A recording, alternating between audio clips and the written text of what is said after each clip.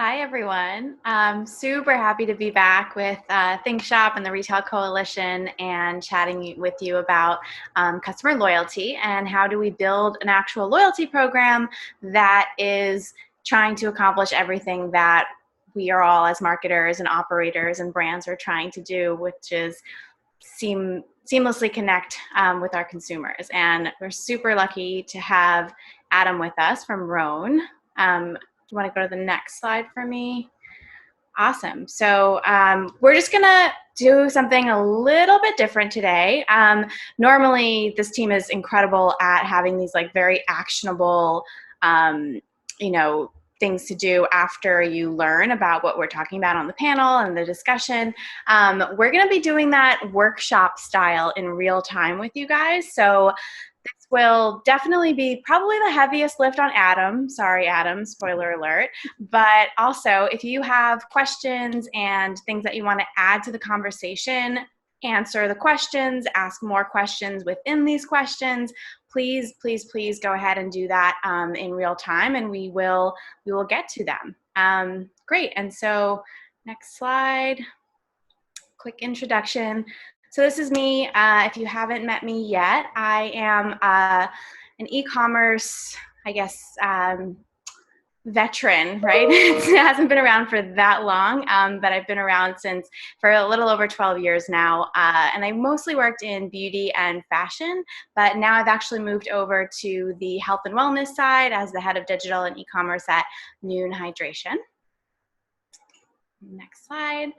And Adam has a really, really incredible run of history before he even got to Roan, and now he's actually the Chief Marketing Officer at Roan. But Adam, if you want to just say a few words about your experience and how you approach things. Sure. Well, first and foremost, thank you for having me here. And let me just warn you in case you hear any screams of dad in the background. My children are home like most of us. We're kind of adapting to this new reality, and occasionally they like to pop in anytime that I'm on a conference call. So just fair warning that could happen. I've tried to lock the door. However, they could start beating on the door, and I just gonna have to get up and talk to them. But I'm very passionate about this subject, especially when it comes to loyalty. And I think most of us, in with a background in digital marketing, we're all used to being very analytical, and digital marketing allowed us through Facebook and Instagram and Google and all of those platforms to really use the quantitative skill set that most of us have developed. And far too often, I think, as marketers, we are focused on new customer acquisition, right? And that's a really important metric that we need to be focused on. However, loyalty and retention marketing are often overlooked in the equation, right? And what most of us fail to realize is that without a really strong customer base of returning customers, it doesn't really provide much of an economic model and flexibility to go out and to test new channels, to go out and acquire new customers. So it's really paramount that we focus on the loyalty and retention side to make sure that we have ample economics to go out on the customer side. And so happy to dig in there. If you wanted to begin with question one, or happy to take this in any direction that you'd like. Sure. Yeah. No, I think that was the perfect setup. And I couldn't agree more with your sentiment in terms of we always have to switch our mindsets, right? From like the acquisition to the retention side. And what better way to do that through loyalty? And so, first question is, what does it take actually organizationally to launch and maintain a loyalty program? Yeah. So I think that's a loaded question. And so let me try to break it down into a few different segments and kind of attack each one of those. So first and foremost, I think the first step is really a step that most organizations fail to look at, which is actually doing the market research, right? it's everyone gets in a room and is like, okay, well, X competitor has a loyalty program and this other competitor has a loyalty program. Why don't we have a loyalty program? Versus a different mindset of how can we truly provide a best in class customer experience, right? So that how can we be better than anything that other brands are offering at this time? How can we go above and beyond? And what do our customers want from us? What is their current expectation? And is there a financial model and a way for us to achieve that through a loyalty program? The other component is really aggregating customer feedback, right? Most of us have some sort of customer base. How often are we leveraging that to speak to our customers, to really listen to them, to know what they're looking for, versus us just dictating internally, okay, here's what the program looks like, and we think that this is spectacular. But for us, that's where we started. So what it takes to launch is, I think you need to do a lot of heavy lifting when it comes to market research and customer feedback, and really just understand what the data is showing. So I will actually take you through the thought process of how we went about our experiment with creating our loyalty program. And some of the data sets that we looked at. So one of the first data points that really stood out to me was 69% of the customers that we surveyed, they expect that when they're shopping, that a loyalty program needs to be found from that brand. 69% of the customers say that having a loyalty program influences their shopping decision. Okay, great. So we know that that's a very high number, that customers really do care about some sort of loyalty rewards program, and it influences their decision. Great. Okay, so next data point. Well, 65% of customers said that they'd look up free shipping thresholds before adding items to their online shopping cart. Okay, that was a really eye-opening experience for us, just understanding that when people are adding items to their cart, which is paramount to your direct e-commerce business, that they're looking at those thresholds before they even add something to their cart. And then one of the stats that really transformed how we thought about and crafted our own internal program was 39% of consumers expected 2-day shipping to be free. And Thank so, you. and from the sequence of, sorry, that was my son. I told you it would happen, right? But when we were looking at the program, to be honest, shipping wasn't one of the main issues, right? And so, Cooper, gotta go away, bud. So shipping was not even like, it was on our list, but it wasn't even top 5. However, after we realized that almost 40% of consumers expect 2-day shipping to be free, I mean, that was like, wow, like we could be crafting this the wrong way. And I think what's really happening in e-commerce, again, the myopic view that most of us have when we're looking at what our competitors are doing, and okay, well, how can we be better than them? Versus e-commerce right now is driven by Amazon, right? They've created this Prime membership and this experience that right now is almost a commodity, where it's the expectation is 2-day shipping, right? And most brands are playing in the space of free shipping over $150, free shipping over $75, free shipping over $50, right? And for us, we had been at, through the history of our company, we had been at certain, we A/B tested a lot of those different thresholds. But as soon as we saw the 40% number, it was like, how can we drive a financial model that would allow us to offer free 2-day shipping? Because if we can take out that barrier to entry that Amazon has, created for most of us in the clothing space, right? That was our goal, which was how can we achieve this? And if this is really what's going to drive conversion rates average order values and things like that, then we need to figure it out. And so what we did was we went back to our finance and operations team and created a plan, and basically created a model with a few assumptions and plans, basically saying if X, Y, and Z are true and we can get here, then it makes a lot of sense. And these are the metrics in between that have to move, right? The average order value, the repeat rate, things like that. And so that's how we approach it. So for us, it takes doing the market research, understanding what your consumers are wanting, and then working internally with your team and your stakeholders to make sure that there's a model there that supports whatever the loyalty program is.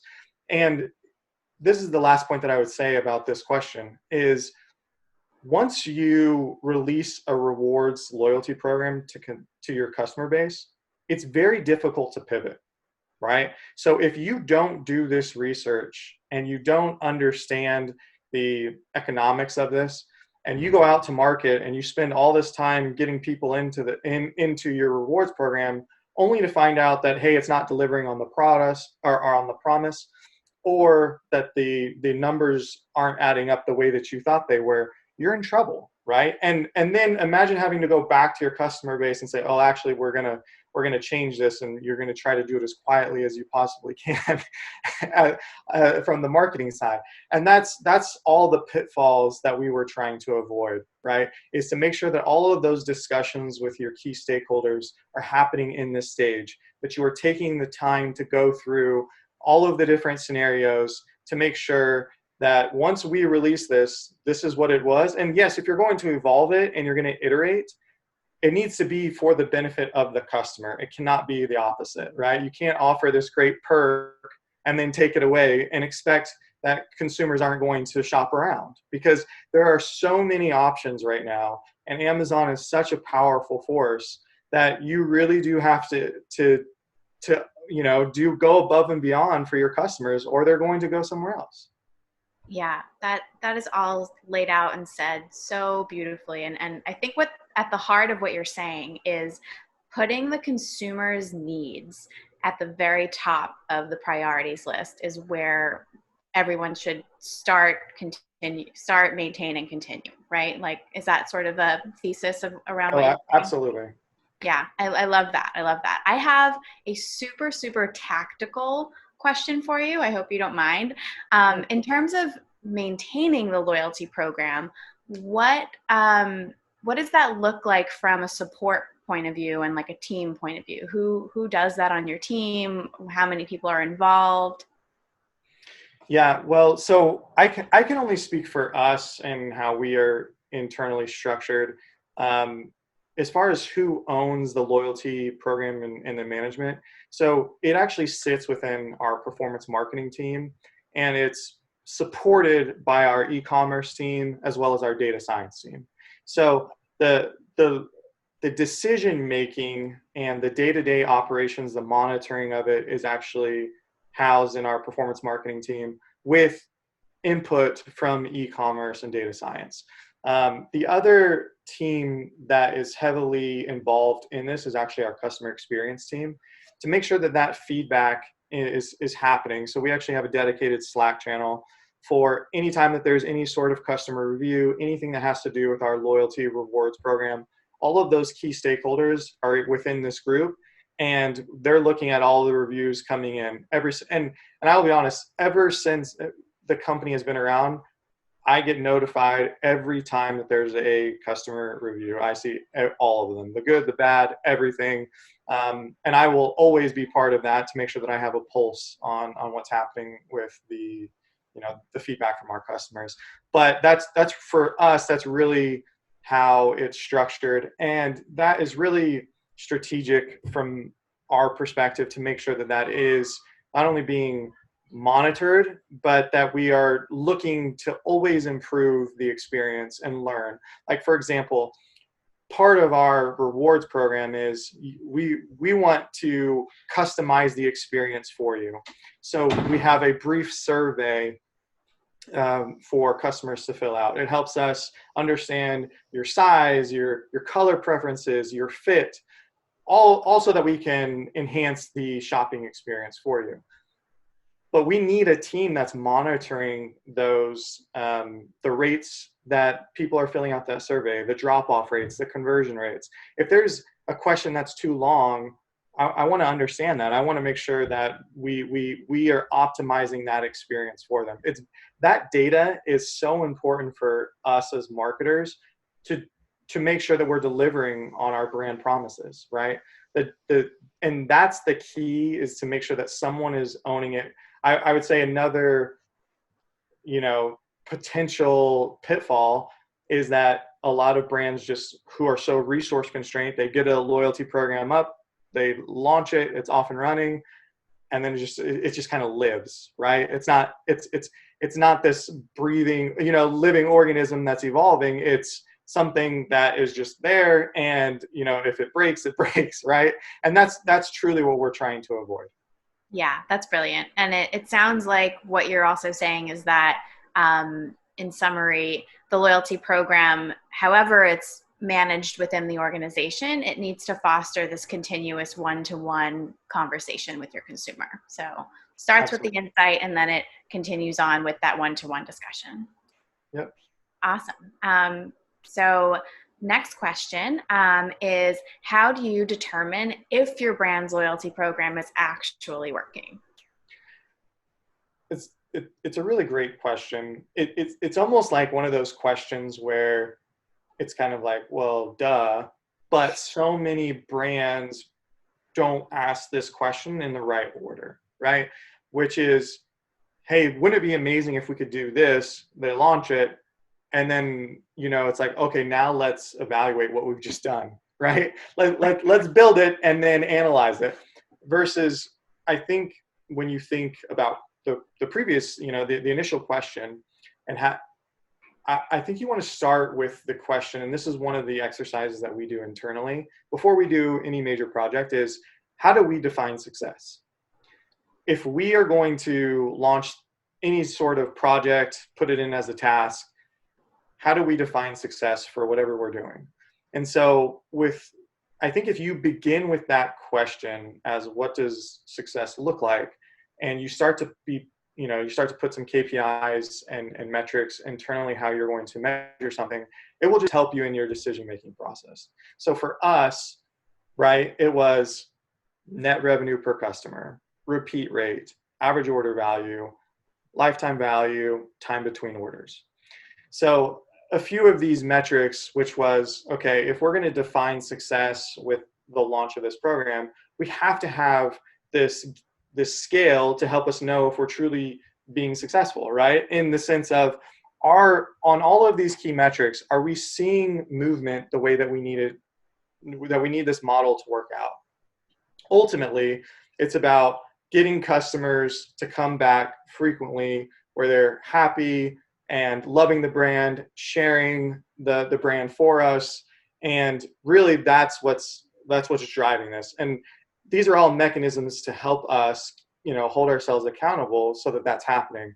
And so with those 5 metrics that we've deemed important for us, that's how we truly defined, is the program working? And if we start to see some of those metrics, if there's variables in there and things change, then we know where we need to focus our attention and address them. But the good news is if you're doing your loyalty program right and you've hit a chord with your customers, those metrics take care of themselves, right?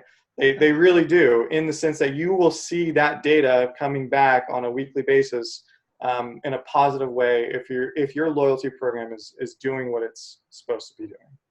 Yeah, I love that. And one of the things you mentioned was the concept of just advocacy. So there's obviously the normal ones like lifetime value and average order value and revisits, but how do we get to that sweet spot in advocacy, and how do we even measure if advocacy is an outcome of our loyalty program? Yeah, I think when you look at the referral rates and things like that, there are some metrics there that we can layer on to begin tracking that. But it's a really important question, and I think most of us as marketers would love the advocacy. It's one of the most affordable forms of marketing, is to get a customer base that is shouting from the rooftops how much they love you, so that you don't have to go and spend marketing dollars to go out there and build awareness. So it's a great question. I'm sure a lot of companies are going to be trying to tackle that. And honestly, from our perspective, I would love additional solutions to help us there. On the referral, you see a lot of brands right now who are incentivizing their customer bases with, give $20, get $20, give $50, get. I think there's a lot of different offers and things that we can test as marketers. And it's something that each brand will have to figure out what works best for them as far as how they approach it, and how influencer marketing is a whole nother subject as well. But all of these topics, I think, as we see developments in technology over the next 5 to 10 years, are going to be a lot more quantifiable when it comes to attribution modeling, and it's only going to help us as marketers to be more effective. Yeah, totally. Anything else you wanted to mention about just maintaining and making sure that your loyalty program is working? Do you have any instances of when you knew something wasn't working and how you changed it? Well, I will say for us, we went through a lot of the different scenarios. So before we actually released publicly, we went to our customers and did a lot of beta testing with allowing certain cohorts of customers to join and to give us feedback. One of these areas was our Facebook group, and making sure that we are, again, listening. And so I think that's a critical part that I would bring up when you're, building the program, is before you go out and launch it, is to make sure that, okay, internally we've done our homework, we feel really good about the data that we're seeing and the product that we're delivering, but constantly testing to have your different cohorts give you feedback, right? And honestly, you want some of those customers who are very loud and are different than your high LTV customers. But I think because we added that layer in, and we were able to make adjustments at that phase, so that by the time that we rolled it out, we had worked out all of the bugs, we had worked out a lot of the challenges. And when we did release, again, keeping an eye on those 5 metrics was really important for us to see. And thank goodness that all those metrics are in the positive for us, and which is very similar to how we forecasted as far as what we would need to do to achieve the free 2-day shipping. And so it really has been, I would say, a pivot point for us on our direct business, because when you think about all of the brands right now that are facing challenges with retail, I mean, there was a lot of brands in trouble before the pandemic hit, but the pandemic basically wiping out a lot of the retail for several months. When you're an omni-channel brand and you're heavily leveraged in retail, it's a real struggle right now, right? Everyone is like, how quickly can we get our direct channel, our e-commerce up and running? And that's one of the beauties of, we launched, digitally native. And so it's always been on the forefront of ours. We do have a few retail locations, but we are primarily a direct to consumer business. And the loyalty program, again, allows you to have that close connection with your customer, to be constantly learning. And so I would say once it's launched, like it's not done, right? Like for us, we are constantly A/B testing our survey, making sure that we're asking the right questions, making sure that we are customizing the experience the way that it should be, and just evaluating the redemption of the rewards that you're offering, right? So for us, looking at how people are redeeming their rewards and then iterating upon those rewards to make sure that we want people to use these things. We want people to gain their points and then turn them in, and we want to see what they're doing after that. And honestly, it's when I think about my behavior and how I use my rewards points and, with airlines and different things like that, like if I'm getting all these points and I'm not using them, there's a disconnect. And so for us, it's really just monitoring all of the different components within your rewards program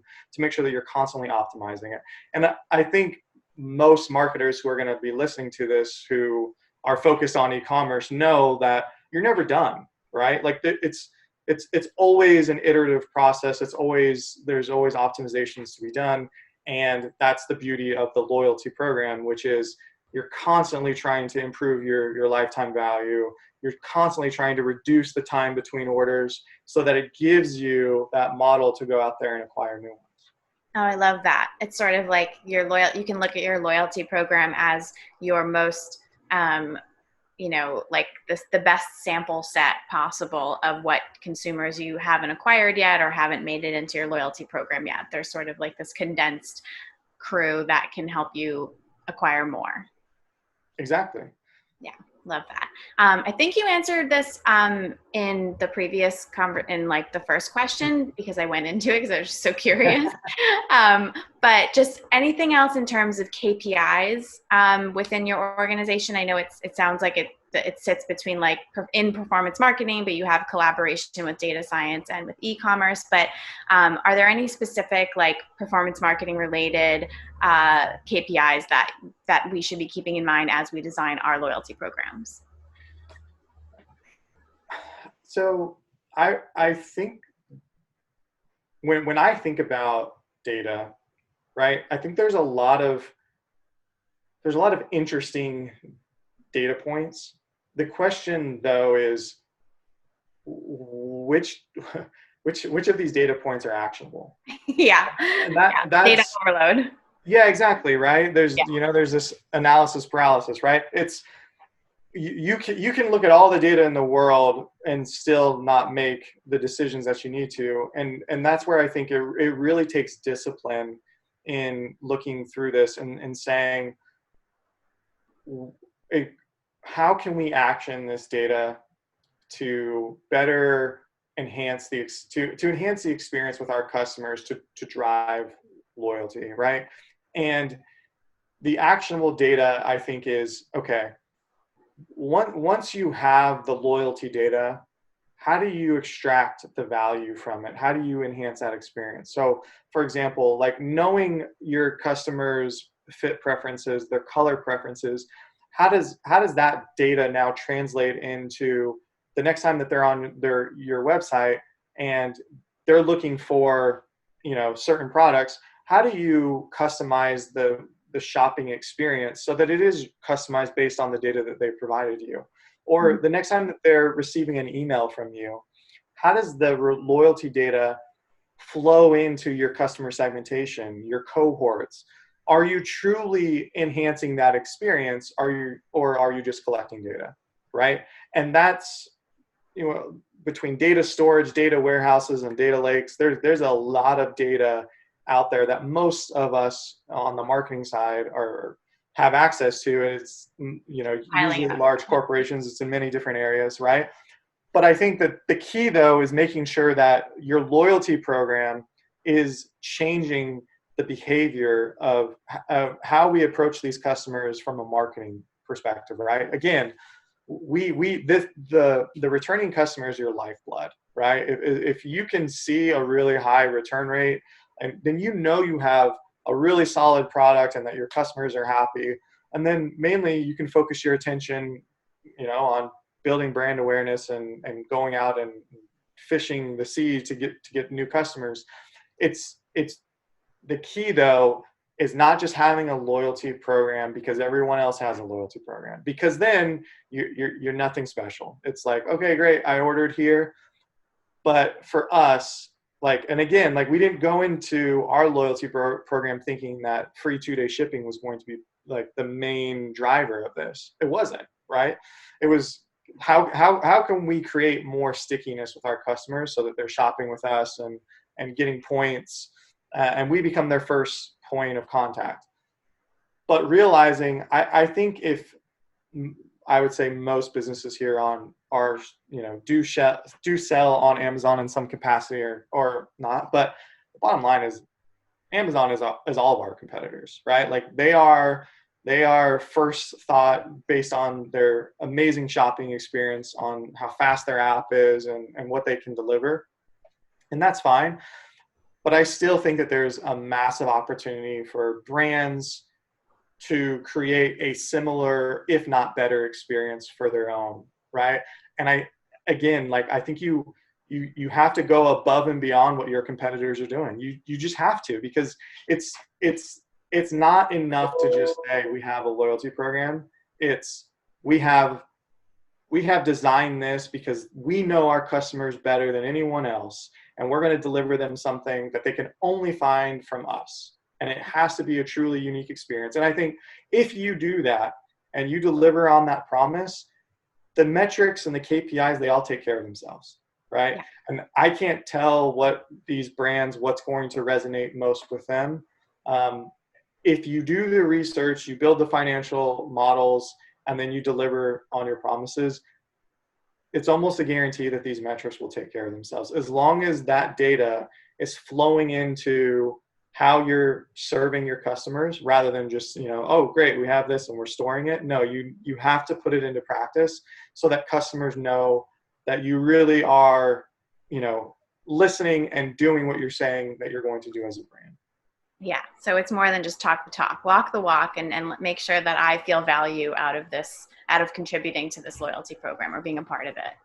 Absolutely. Like for me, maybe I'm just weird, but like when I get an email from Chase saying happy birthday, like I'm like, that's kind of cool, right? Like it's I don't know why, but like the fact that they just have this automated thing that knows my birthday and sends me a nice little, gift that has balloons pop out, right?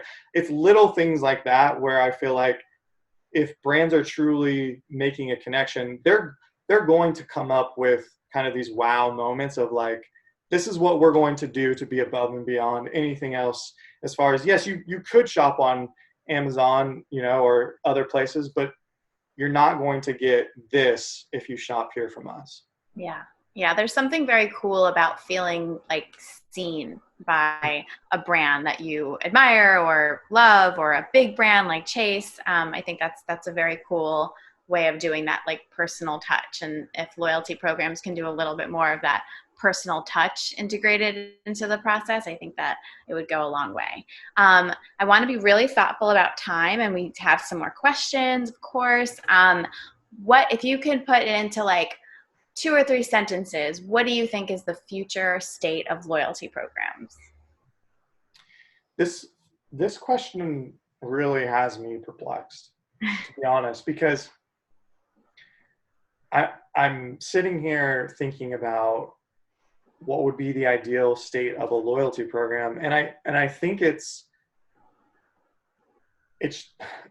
really just delivering on the brand experience and making sure that that brand experience can only be found from the brand. And what I mean by that is whatever that unique, amazing experience is for you and your brand, the only place that they're going to be able to find that is directly from you. And I think if the future state of loyalty programs is direct with that brand, where it's unique, like, yes, you might be able to find it on the shelves of your local store, but if you want X, Y, and Z, it has to be found from the brand. And I think that's where, like, we are always pushing ourselves as far as what's next. And so the future state is just aligning on that process, making sure that your customer base knows that if they want this, they have to get it from you. Yeah. Yeah. Love that. That's super clear. Fantastic. Some of these questions I think are really helpful. And one of them is, what are some of your favorite tools for a loyalty program?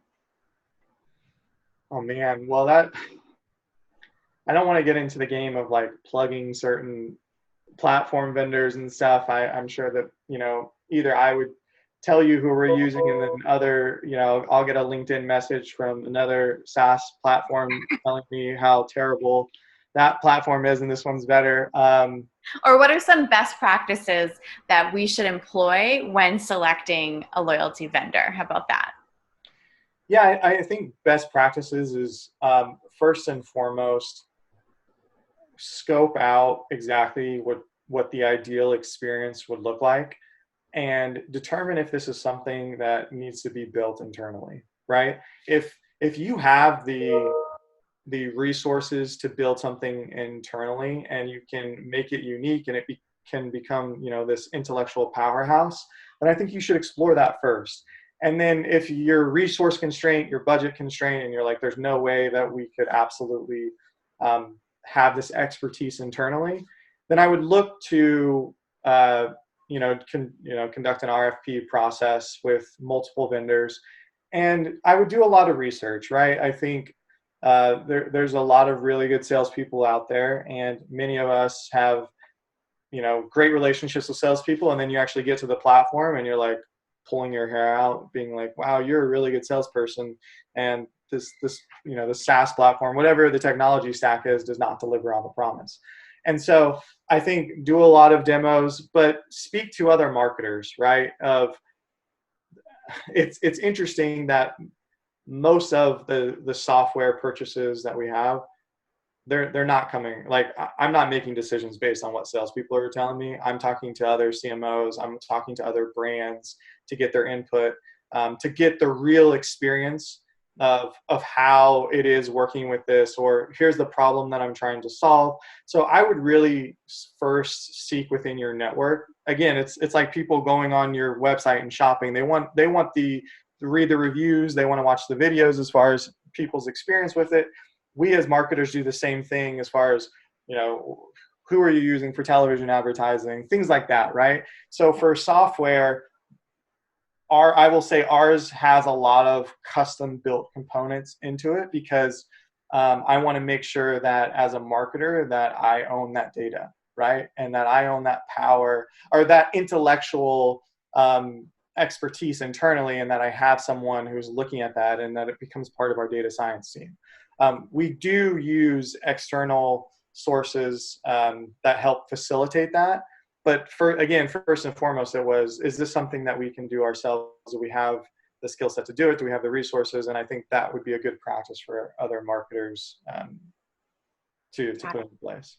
Yeah, I love that. And I think so, in summary of that, it's just first, see if you can do it internally. Second, listen to the salespeople, but really check with your peers and other people in your industry that you admire to gut check on what they looked for, what they have, and to make an informed decision.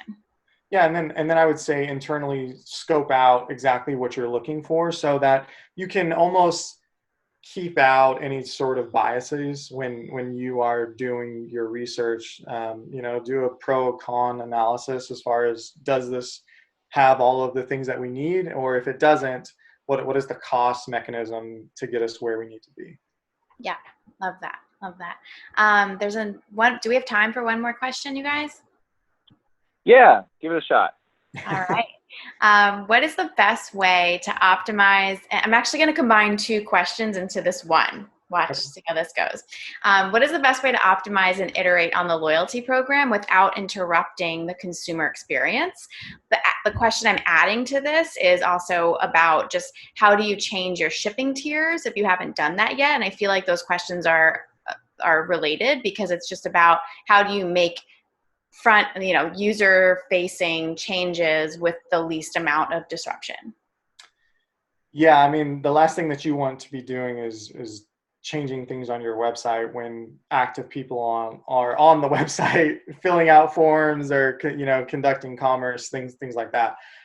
So for us, I think, like most most brands, we have a sandbox environment where a lot of the changes that we are building happen in this environment, where that's a lot where the QA testing is happening, where we are changing things to the surveys and iterating and optimizing the experience. And then we push it at a time that our web traffic is pretty low. there's a lot of, I would say, A/B testing softwares out there that you can launch things and test them so that it's not interrupting the current experience. So that's a really important thing to make sure that you are monitoring.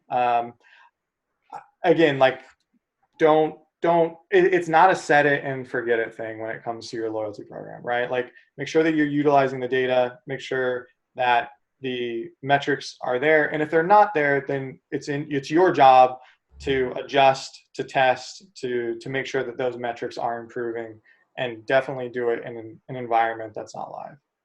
Yeah, and I think that the technical advice is solid. The question, I think, was more around, like, how do you communicate those changes, because they are going to impact your consumers, and sometimes for the better, sometimes not so much, because you're trying to balance out the benefits for the brand. Like, how do you have any quick advice on how to communicate change?